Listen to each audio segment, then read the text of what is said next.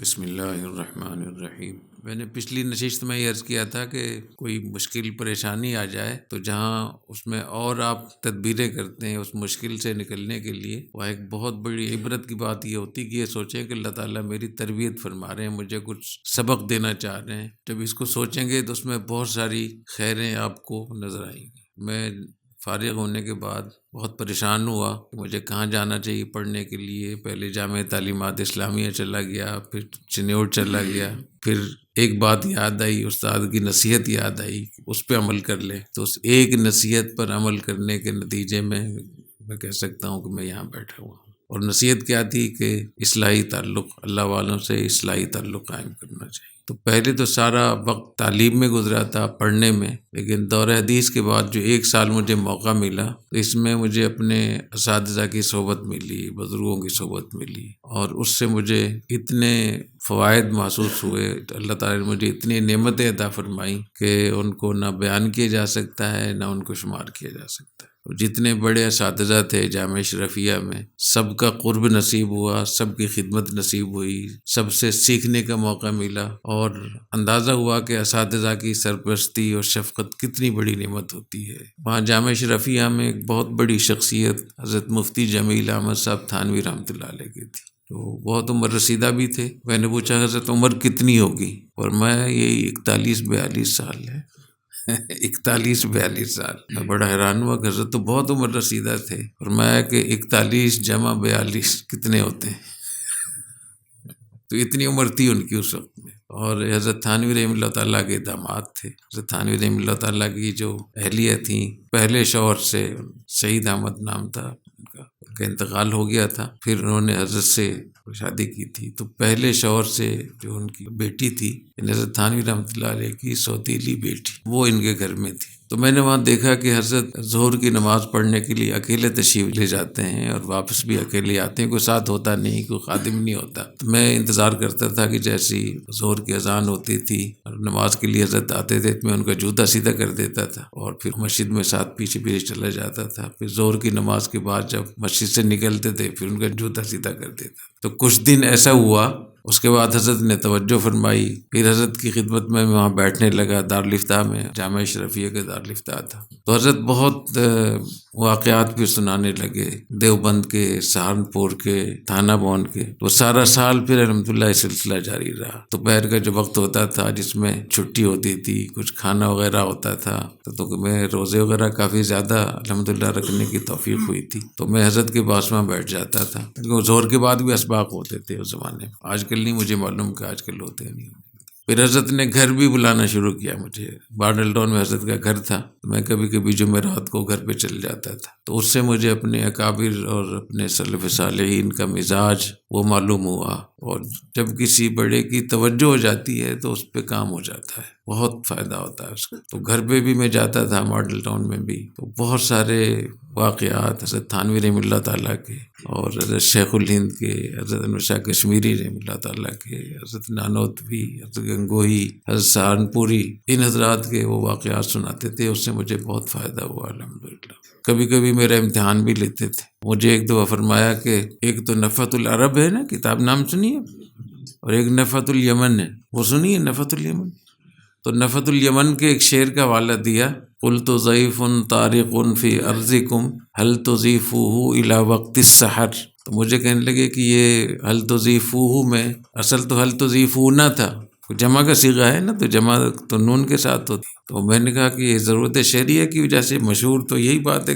تو حضرت نے فرمایا کہ ضرورت شعریہ میں اصل کلمے کو حذف نہیں کرتے، جو اصل کلمہ ہوتا ہے، جو مفعول ہوتے ہیں یا صلے وغیرہ ہوتے ہیں، ان کو حذف کر دیا جاتا ہے، اور ضرورت شعریت اس سے بھی پورا ہو سکتی تھی، هل تضیفون الی وقت السحر، تو ہا ضمیر کو حذف کر دیتے، وہ ویسے ہی کثیر الحذف ہے، جو مفعول ہوتا ہے، ضمیر ہوتی ہے، اس کو حذف کرتے رہتے ہیں۔ پھر مجھے کہا کہ آپ ایسا کر لیں کہ آپ تو کیا جواب دیں گے، اپنے اساتذہ سے پوچھ لیں۔ مجھے فرمایا کہ آپ کیا جواب دیں گے، اپنے اساتذہ سے پوچھ لیں، اور یہ فرمایا کہ آپ اس کا مجھے جواب چاہیے آپ سے۔ تو میں نے اساتذہ سے پوچھا وہاں، تو اکثر نے یہ جواب دیا کہ ضرورت شعریہ کی وجہ سے۔ تو مجھے ہی خیال ہوا کہ حضرت مفتی صاحب نے مجھے اچھا خاصا چیلنج کیا ہے، تو میں اس کو تھوڑا سا حل کرتا ہوں۔ تو میں نے خود بھی کوشش کی، لیکن میں جو بھی جواب دیتا تھا حضرت فرماتے تھے کہ نہیں، تو پھر میں نے خطوط لکھے، میں نے کبیر والا میں خط لکھا، ملتان خط لکھا، ساہیوال خط لکھا، اور گوجرانوالہ خط لکھا مولانا سرفراز خان صفدر صاحب کو، قاضی شمس الدین صاحب کو. تو سب نے اکثر نے یہی جواب دیا. جب اس زمانے میں کارڈ بھیجے جاتے تھے، 10 پیسے کا یا 20 پیسے کا وہ آتا تھا اس زمانے میں. تو ابھی آپ لوگوں کو نہیں پتا کہ پیسے کی کیا قیمت ہوتی تھی. تو جو جواب بھی آتا ہے حضرت فرماتے ہیں نہیں یہ جواب نہیں. تو ایک جواب آیا تو میں نے پھر بتایا کہ حضرت مجھے یہ ملا ہے کہ یہ حل توضیف ہو الی وقت السحر، یہ شعر اس لغت پر ہے. عرب میں بہت ساری لغات ہیں نا، تو اس لغت پر ہے جس میں آخر مضارع کو حذف کر کے پڑھتے ہیں. ان کی زبان ہی یہی ہے کہ مضارع کا جو آخر ہوتا ہے اس کو حذف کر دیتے ہیں. تو ایک دم فرمایا کس نے بتایا آپ کو؟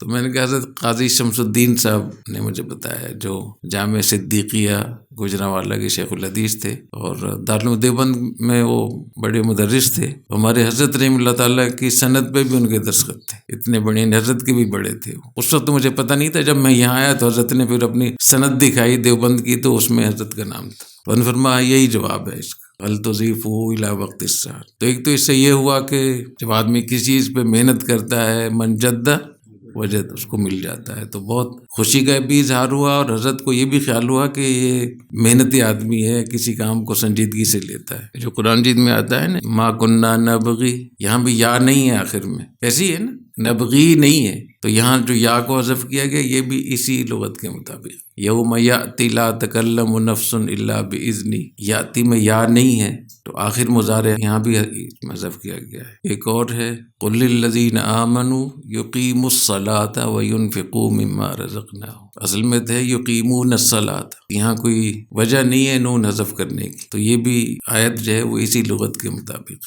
بعض لوگ کہتے ہیں کہ یقیم الصلاۃ یہ جواب امر ہے. قل للذین آمنوا، قل یہ امر ہے نا، تو جواب امر بھی تو وہ مجزوم ہوتا ہے. تو اس کا جواب یہ ہے کہ یہ جواب امر نہیں ہے. جواب امر جو ہوتا ہے وہ شرط اور جزا ہوتی ہے اصل میں. تو اگر اس کو ہم جزا قرار دیں تو اس کا مطلب یہ ہوا قل للذین آمنوا، آپ مومنین سے کہہ دیں تو وہ نماز قائم کر لیں گے، نماز کہنے سے نماز قائم کر لیں گے. تو اس کا اصل جواب یہی ہے کہ یہ جزا نہیں ہے بلکہ یہ قل کا مقولہ ہے. قل کا وہ یقیمون الصلاۃ. آگے پھر اس میں یہ بات ہوگی کہ یقیمون الصلاۃ اس کا کیا مطلب ہوا. تو اس کا جواب یہ کہ یہ انشاء ہے بصورت خبر. اصل میں تھا اقیم الصلاۃ، مومنین سے آپ کہہ دیں کہ اقیم الصلاۃ. اقیم امر ہے نہیں ہے، انشاء ہے. تو کبھی انشاء کو خبر کی صورت میں بیان کیا جاتا ہے مبالغے کے لیے کہ مومنین سے آپ کہہ دیجئے نماز قائم کرو، اور مومنین نے فوراً نماز قائم کر لی. اب اس کی خبر دی جا رہی ہے کہ مومنین نماز قائم کرتے ہیں. تو یہ مبالغہ ہوتا ہے. کوئی بات سمجھ میں بھی آ رہی ہے؟ میں ایسے ہی بول رہا ہوں. تو جب آپ کسی کی خدمت کے لیے اپنے آپ کو پیش کریں گے تو اللہ تعالیٰ کیسی مدد فرماتے ہیں. تو الحمدللہ مجھے اپنے اکابر کی صحبت اس طریقے سے ملی، اور 1 سال بھر ملی الحمدللہ. حضرت صوفی سرور صاحب رحمۃ اللہ علیہ، ان کی گھر کی خدمت بھی، جتنے بھی گھر کا سودا سلف ہوتا تھا وہ حضرت میرے ذمہ لگاتے تھے، اور ہر چیز پوری صاف بتا دیتے کہ سبزی لے کر آنی ہے، اتنی لے کر آنی ہے، اتنے پیسے کی لے کر آنی.